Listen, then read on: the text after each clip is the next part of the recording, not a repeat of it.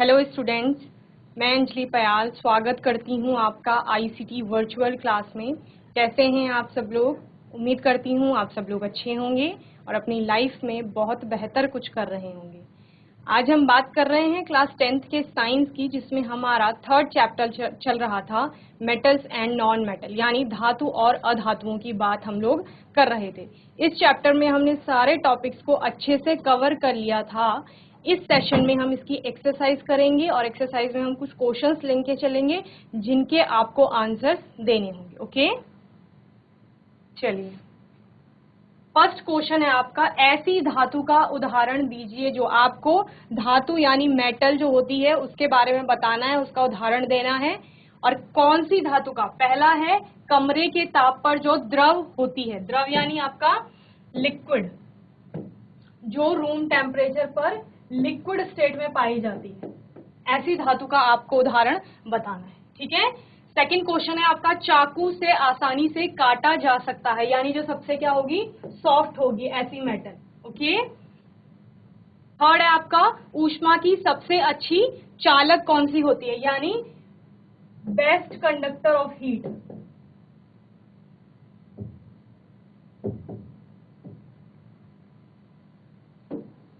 और नेक्स्ट है आपका, ऊष्मा की कुचालक होती है और क्या होती है, पुअर कंडक्टर आप बोल सकते हो, या आप उसको क्या कह सकते हैं, इंसुलेटर भी कह सकते हैं ऑफ हीट यानी ऊष्मा। ठीक है। तो आपने धातुओं के बारे में सब कुछ इतने अच्छे से पढ़ा है कि कितने सारे गुण होते हैं धातुओं में। ओके। तो उनमें आपने क्या देखा, तो कमरे के ताप पर द्रव अवस्था में कौन सी पाई जा रही थी, आपकी मरकरी पाई जा रही थी। वहां चाकू से आसानी से काटा जा सकने वाला क्या था, सोडियम पोटेशियम जैसी धातुओं को आपने क्या कहा था कि ये बहुत ही सॉफ्ट होती हैं, जो कि आपकी सक्रियता श्रेणी में सबसे ऊपर आ रही थी। और आपने क्या कहा, सबसे अच्छी चालक होगी जो ऊष्मा की, वो क्या है आपका, सिल्वर और कॉपर है। और वहीं कुचालक कौन सी होती है, लेड तथा मरकरी जैसी धातुएं क्या होती हैं, ऊष्मा की कुचालक, या जिन्हें आप इंसुलेटर या पुअर कंडक्टर भी कहते हैं। ओके। जल्दी से फर्स्ट क्वेश्चन नोट करेंगे, फिर हम नेक्स्ट क्वेश्चन पर आएंगे।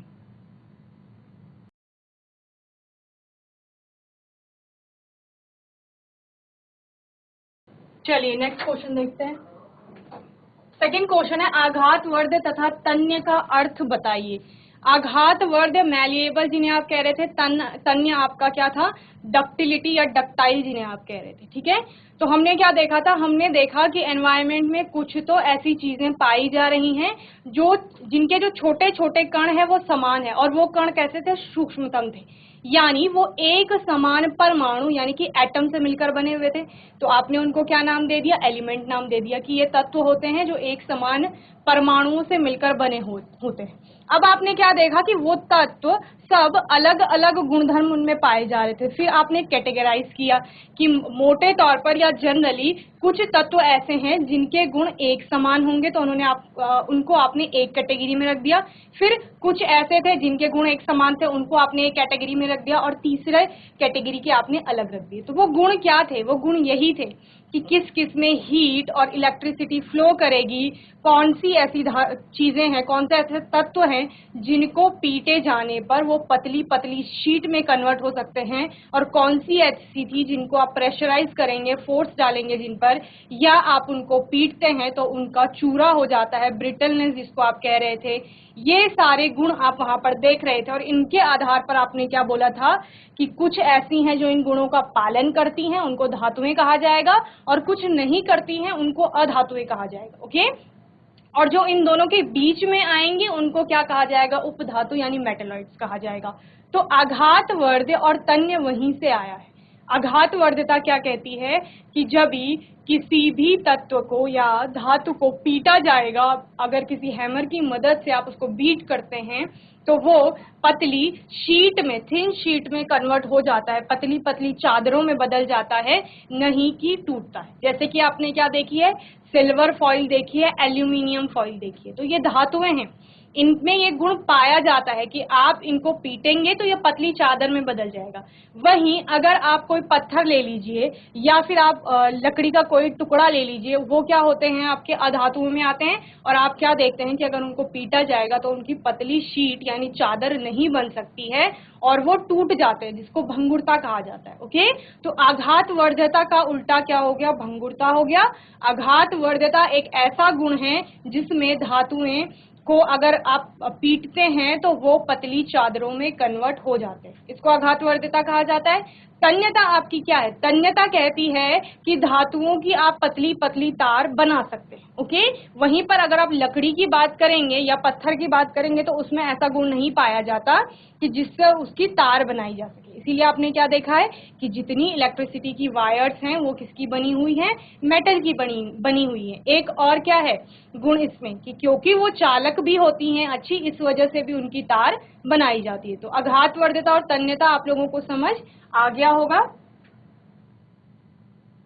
कुछ धातुओं को पीट कर पतली चादर बनाया जा सकता है, इस गुणधर्म को क्या कहते हैं, आघातवर्ध्यता यानी मैलिएबिलिटी कहते हैं। वहीं सोना तथा चांदी सबसे अधिक क्या होती हैं, आघातवर्ध धातुएं होती हैं। इसीलिए जब आप आगे परमाणु का मॉडल पढ़ेंगे तो वहां पे आप पढ़ते हैं कि रदरफोर्ड ने क्या लिया, गोल्ड फॉइल ली, ठीक है, सोने की पन्नी ली और उसके साथ एक्सपेरिमेंट किया।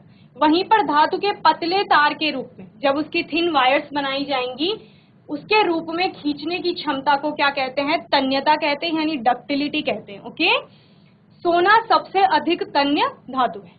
तो इतना आपको समझ में आ गया होगा, मैलिएबिलिटी आपका क्या है और तन्यता क्या है। जल्दी से इस क्वेश्चन को नोट करेंगे, फिर नेक्स्ट क्वेश्चन करेंगे।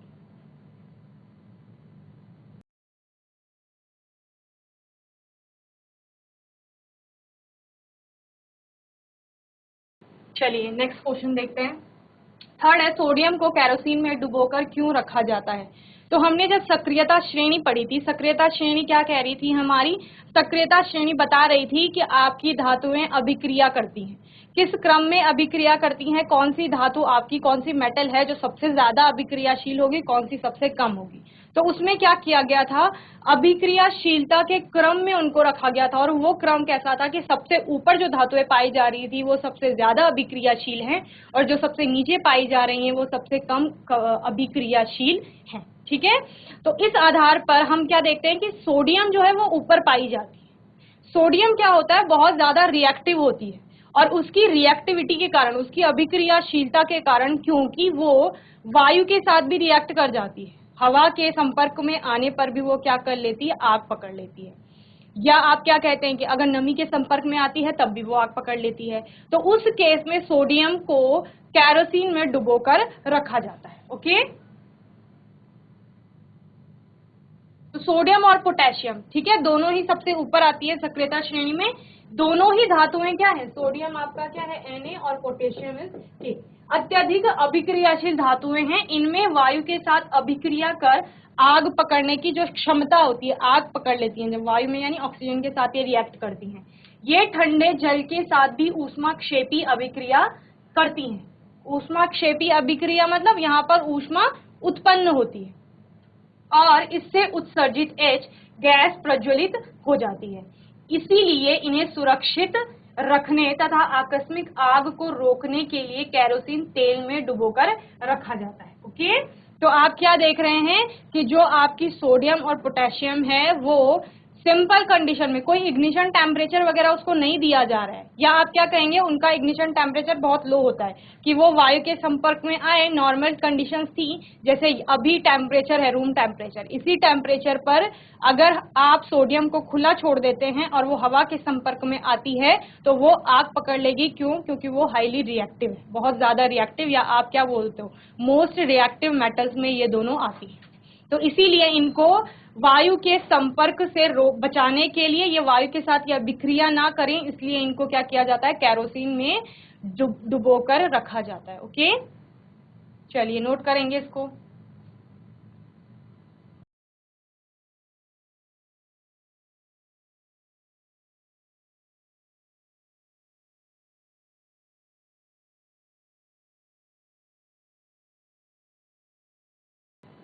ये ऐसी ओडली बच्चों आवाज आ रही है आपको?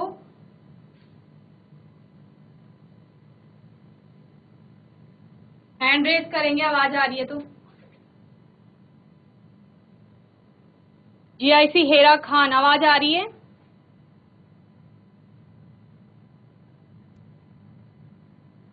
हैंड रेज करेंगे, आवाज आ रही तो हाथ उठाइए।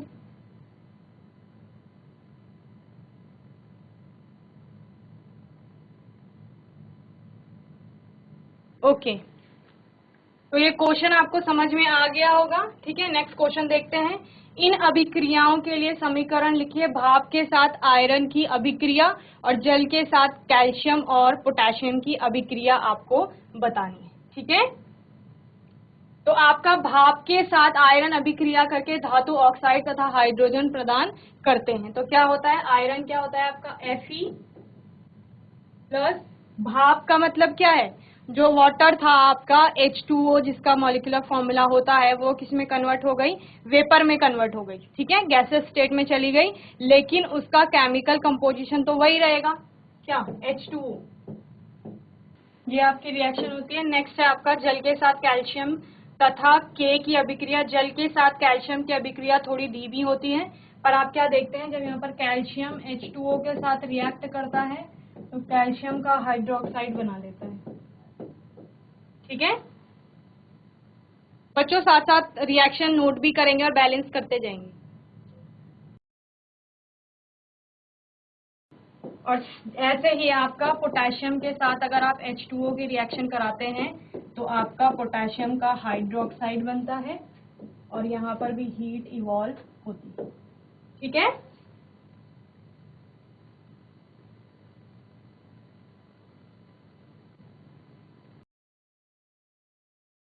तो यहाँ इन तीनों रिएक्शन में क्या कॉमन है, जब आपकी धातु ने, ये धातु हो गई, आयरन धातु हो गई, कैल्शियम पोटेशियम तीनों ही धातुएं थी, तीनों ने जब जल के साथ अभिक्रिया दी तो एक आपका धातु का ऑक्साइड बना।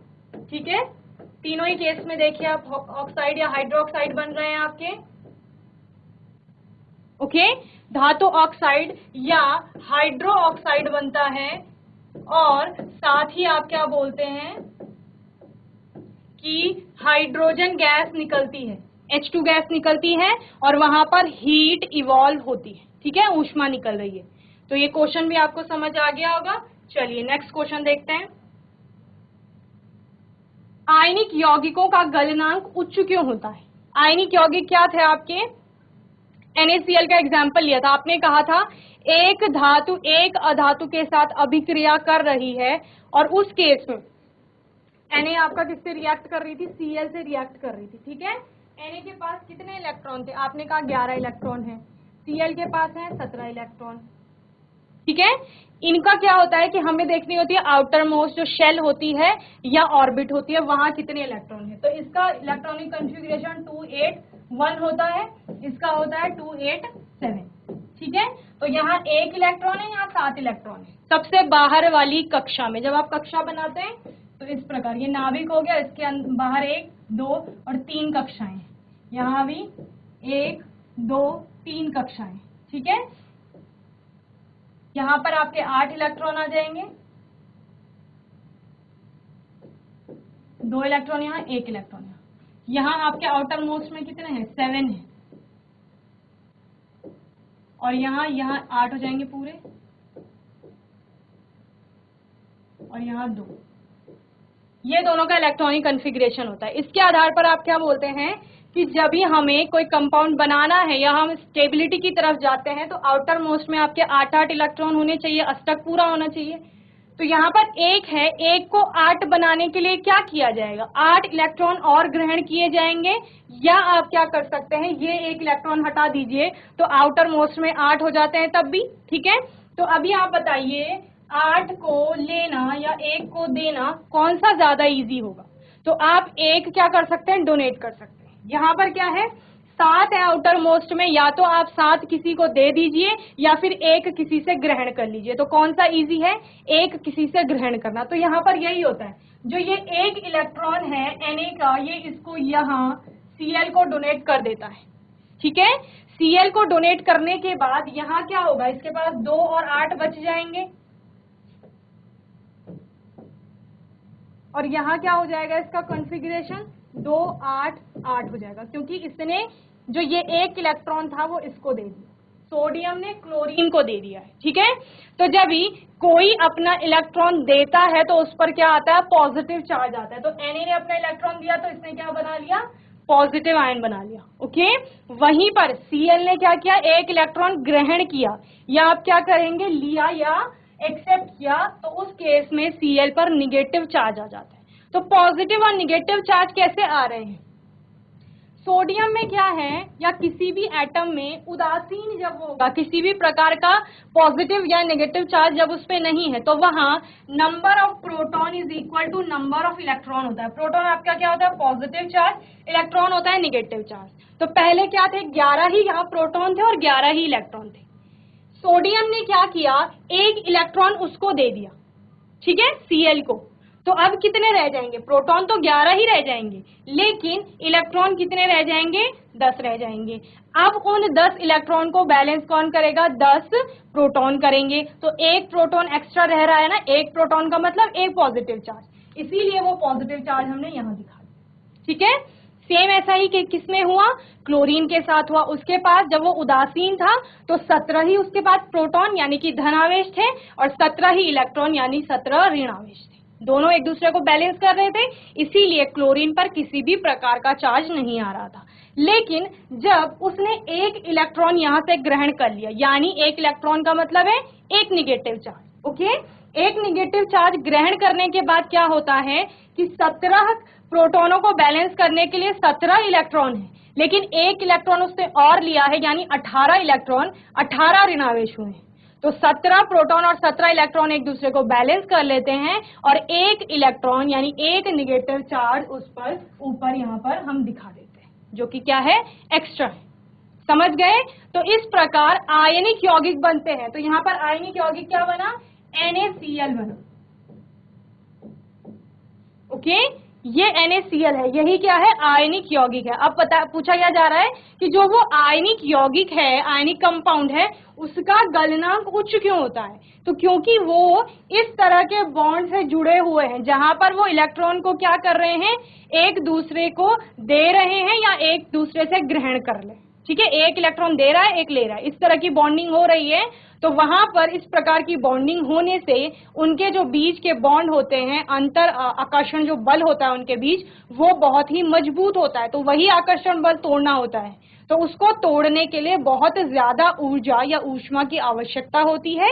इसीलिए जो उनके गलनांक यानी मेल्टिंग पॉइंट है वो बहुत ज्यादा है। ओके, आयनिक यौगिकों का गलनांक उच्च इसलिए होता है क्योंकि इनके आयनों के बीच मजबूत अंतर आकर्षण बल, ओके, जो उनके कणों के बीच में लग रहे होंगे, या आप क्या बोलेंगे, एटम्स के बीच में लग रहे होंगे, वो होते हैं जिसे तोड़ने के लिए ऊर्जा की पर्याप्त मात्रा की आवश्यकता होती है, या आप क्या कहेंगे, बहुत ज्यादा आवश्यकता, ऊर्जा की आवश्यकता होगी। ओके ओके, समझ आ गया है आपको ये क्वेश्चन?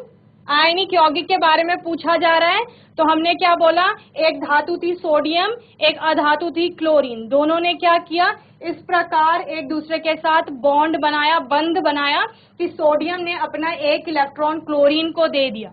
ठीक है, और या हम कहेंगे क्लोरीन ने एक इलेक्ट्रॉन सोडियम से ले लिया। तो इस केस में दोनों के बीच बंध बनता है, और इस प्रकार का बंध क्या होता है, बहुत ही मजबूत होता है, और उसको तोड़ने के लिए, ठीक है, यही होता है। सॉलिड जो होगा, ठोस होगा, उसमें क्या होते हैं, क्योंकि ये जनरली सॉलिड में ही पाए जाते हैं, ठोस अवस्था में पाए जाते हैं। ठोस के कण, आपको क्या पता था कि जो गैसियस स्टेट है या फिर जो लिक्विड स्टेट है, द्रव अवस्था और गैस की जो अवस्था है, उसकी तुलना में ठोस के जो कण होते हैं वो बहुत टाइटली बॉन्डेड होते हैं या बहुत पास पास होते हैं।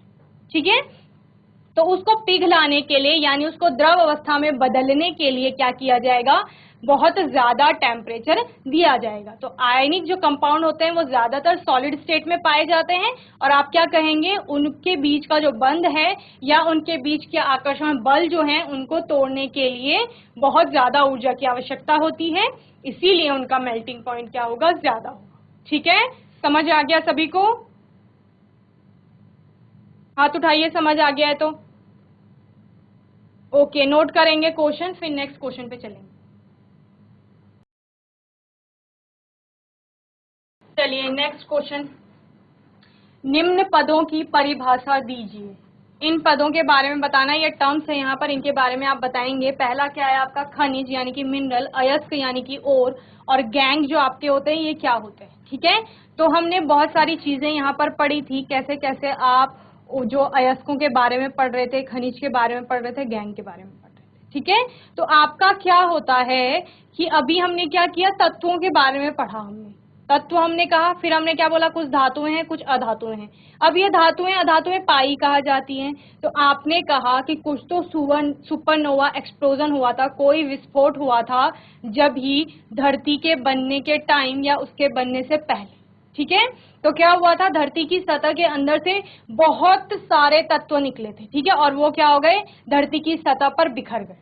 धरती की सतह पर बिखरने के बाद क्या हुआ, पेड़ पौधे जीव जंतु रहे होंगे धरती पर, क्या हुआ, एक पेड़ बड़ा हुआ फिर बूढ़ा हुआ फिर मर गया। जीव जंतुओं का भी ऐसा हुआ, इंसानों का भी ऐसा हुआ कि बड़े हुए बूढ़े हुए फिर मर गए। फिर कहाँ जाते हैं मरने के बाद, इसी धरती पर रहते हैं। यही हमारा क्या होता है, डिकम्पोजिशन होता है, अपघटन होता है, फिर हमारे अवशेष बनते हैं। तो इस प्रकार जो सुपरनोवा एक्सप्लोजन के कारण ये मेटल्स निकले थे, ठीक है, जो इस धरती की सतह पर आ गए थे, बाद में क्या हुआ, पेड़ पौधे जीव जंतु जो भी मरते गए, सड़ते गलते चले गए, वो इनके ऊपर आते चले गए। ठीक है, वो नीचे दबते चले गए, धीरे धीरे लेयर्स बनती चली गई। तो इस प्रकार जो सुपरनोवा एक्सप्लोजन के बाद धातुएं आई थी वो कहाँ है, यहाँ है। ठीक है, और हम कहाँ पर है, हम अभी इस यहाँ पर है, धरती की सतह के ऊपर। तो यानी हमारी जो जिस धरती की सतह पर हम अभी बैठे हैं या खड़े हैं, उसके कुछ 100 फीट की गहराई पर आपको क्या दिखेंगे, ये धातुएं दिखेंगी, या आप क्या बोलेंगे, ये तत्व मिलेंगे। ठीक है, इन तत्वों को क्या किया जाता है, यहाँ से निष्कर्षित किया जाता है अलग अलग विधियों द्वारा। ठीक है, वो हमने पढ़ा था। लेकिन यहाँ पर खनिज के बारे में पूछा जा रहा है। तो खनिज क्या है, खनिज एक ऐसी चीज है जो भूपर्पटी पर, या आप क्या कहेंगे, धरती की सतह के नीचे कहीं पर पाई जा रही है। तो वो सारे क्या हो जाएंगे, खनिज हो जाएंगे। अब अयस्क क्या है, खनिज तो कोई भी तत्व है जिसमें कि आपका क्या हो रहा है, जो धरती की सतह के नीचे पाया जा रहा है। अयस्क क्या है, अयस्क एक ऐसा खनिज है जिसमें कि धातु की मात्रा ज्यादा होगी, या जिससे आप धातु को निष्कर्षित करेंगे। आपने क्या कहा, आपने कर दी खुदाई, कुछ 100 फीट की खुदाई कर दी, आपको मिल गए अलग अलग तरह के पत्थर, आपने बोला ये सारे खनिज हैं। एक पत्थर आपका ग्रीन कलर का था, एक आपका रेड कलर का था, एक आपका ब्लू कलर का था। सपोज 3 पत्थर मिल गए 3 लोगों को। ठीक है, तो आपने क्या देखा, ये तीनों ही क्या है, खनिज है, ये आपके खनिज होंगे। लेकिन जब आपने उन 3 पत्थरों को देखा तो आपने कहा इसमें तो सिर्फ रेड वाला पत्थर ऐसा है जिसमें कि धातु के पाए जाने की संभावना है, या इसमें कुछ तो धातु दिख रही है हमें। ठीक है, तो ये रेड वाले की बात की कि इसमें क्या हो सकती है, धातु है, धातु हो सकती है या धातु है। तो जिस पत्थर में आपने कहा, जिस खनिज में आपने कहा कि जिसमें धातु है, इसी को आपका अयस्क यानी ओर कहा जाएगा। ठीक है, तो यानी अयस्क एक ऐसा खनिज है जिससे आप धातु को निष्कर्षित कर सकते हैं, धातु को निकाल सकते हैं, या जिसमें धातु पाई जाएगी। ठीक है, अभी आपने क्या किया, खुदाई की, पत्थर निकाल लिए, तीनों पत्थर आपके खनिज हैं क्योंकि धरती की सतह पर पाए जा रहे हैं। उन खनिजों में से एक पत्थर जो आपने कहा जिसमें कि हाँ इसमें धातु पाई जा रही है, रेड कलर का ये है, इसमें कोई तो धातु होगी, वो किसी भी कलर का हो सकता है। ठीक है, कोई सी भी धातु उसमें प्रेजेंट हो सकती है। फिर आपने क्या कहा, अभी क्योंकि पत्थर मिट्टी की सतह के नीचे से निकले हैं तो उसमें कितनी ही अशुद्धियां होंगी, उसमें रेत के कण लगे हुए होंगे, मिट्टी के कण होंगे, और क्या हो सकता है, सड़ी गली चीजें जितनी भी रही होंगी धरती की सतह पर, वो कुछ भी हो सकती है। तो यानी इन पत्थरों पर अब, या इस अयस्क पर जो अब अशुद्धि होगी, ठीक है, क्या कह रहे हैं, अशुद्धि होगी, जो कि आपका क्या हो सकता है, रेत हो सकती है, मिट्टी हो सकती है, कुछ भी हो सकता है, कीचड़ हो सकता है। तो वो सब क्या होगा, वही आपका गैंग यानी कि मैट्रिक्स कहलाएगा। समझ गए, आपने क्या किया, आपने की खुदाई, सिंपल। खुदाई करके आपको मिले पत्थर, उनको आपने क्या बोला, ये खनिज है, इनमें कुछ ना कुछ तत्व पाए जा रहे हैं। फिर आपने क्या कहा, वो खनिज में से एक खनिज या एक पत्थर ऐसा है जिसमें धातु पाया जा रहा है, उसको आपने क्या बोल दिया, और कह दिया, अयस्क कह दिया।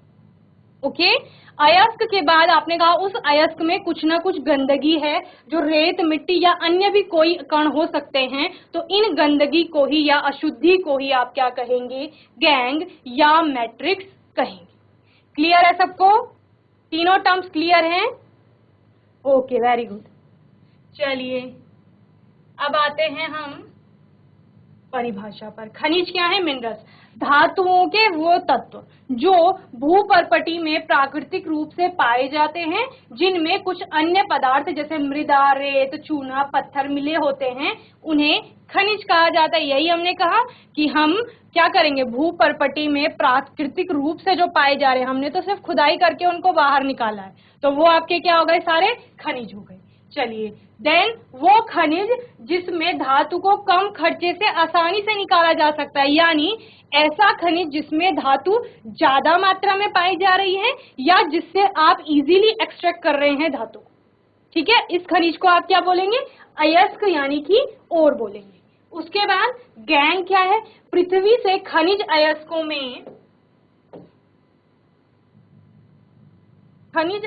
में मिट्टी, रेत आदि जैसी कई अशुद्धियां होती हैं, जिन्हें क्या कहा जाता है, गैंग यानी कि मैट्रिक्स कहा जाता है। ओके, जल्दी से तीनों टर्म्स को नोट करेंगे, कोई डाउट है, क्वेश्चन है तो आप लोग पूछ लेंगे। ओके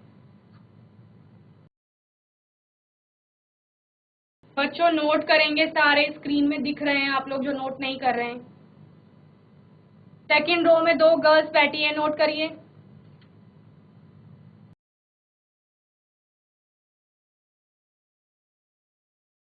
चलिए, तो इतना समझ में आ गया था। नेक्स्ट क्वेश्चन देखते हैं।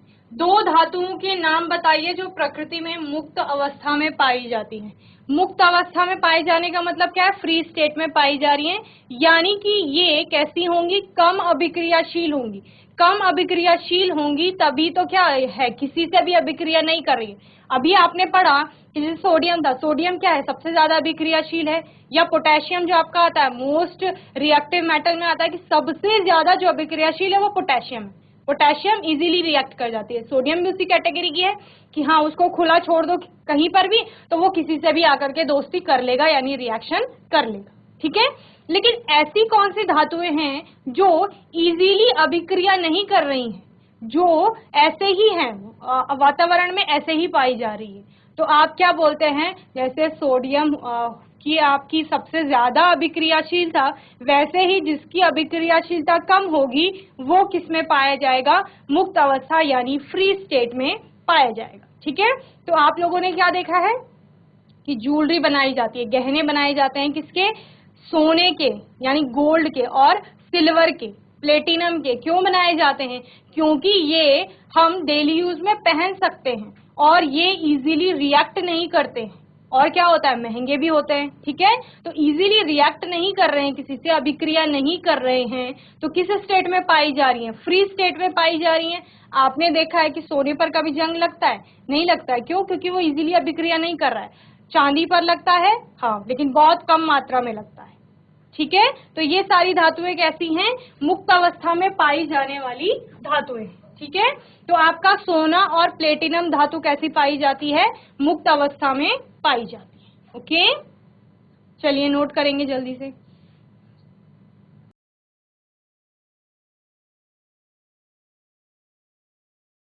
तो बच्चों, 3rd चैप्टर में आज हमने उसके क्वेश्चन आंसर्स देखे। होपफुली सारे क्वेश्चंस के आंसर आपको अच्छे से समझ में आए होंगे।